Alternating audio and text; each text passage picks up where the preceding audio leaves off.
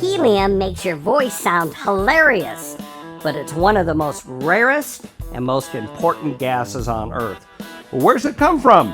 Why can't we just make more? Stay tuned and I'll tell you all about it. Hey, Dirt Farmer Jay here from dirtfarmerjay.com. Helium, most of us know it as like a party gag. It's good for inflating balloons, and for the brave among us and the ones that don't mind having other people laugh at, you take a good old inhale of this, you talk, and your voice sounds like this. It sounds really goofy. But what's going on here? Is it altering your voice or your vocal cords?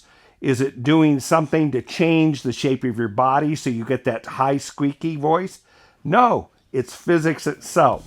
Helium is a very small molecule, and air has a lot of different things. It's thicker, if you will. Helium is much thinner. Sound passes through it at a much higher rate. Therefore, the pitch of what you hear coming through it sounds quite a bit higher, and you get that famous voice. Is helium harmful to breathe? Yes and no. Helium displaces or replaces oxygen.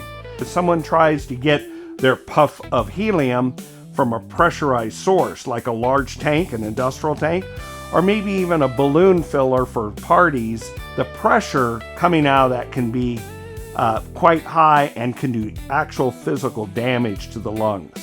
So probably just better not to do it, even though it can be quite fun. So where does it come from?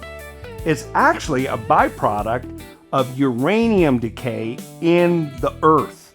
So over millennia, as that uranium breaks down, it excretes helium. That helium wheedles its way around, and where's it found? Near natural gas deposits. So when natural gas is extracted, it is separated using pressure and cold to exclude everything else. It's a very important gas that's used in all sorts of manufacturing, as well as it's what cools down those super magnets and medical scanning machines. Those puppies heat up and they need to be cooled down. Helium is what does that. Helium is also used in space for rocket engines, for fuel tanks, for testing, for micro leaks.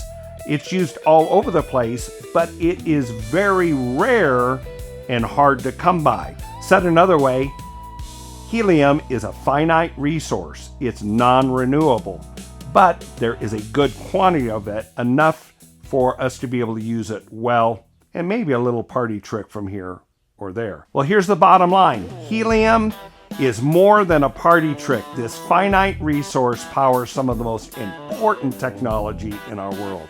Hey, if you like finding out about these kind of things that are hidden in plain sight, check out this playlist where we've got all sorts of really cool things that you can surprise your friends and neighbors and those cocktail party attendees the next time you get to enjoy their company.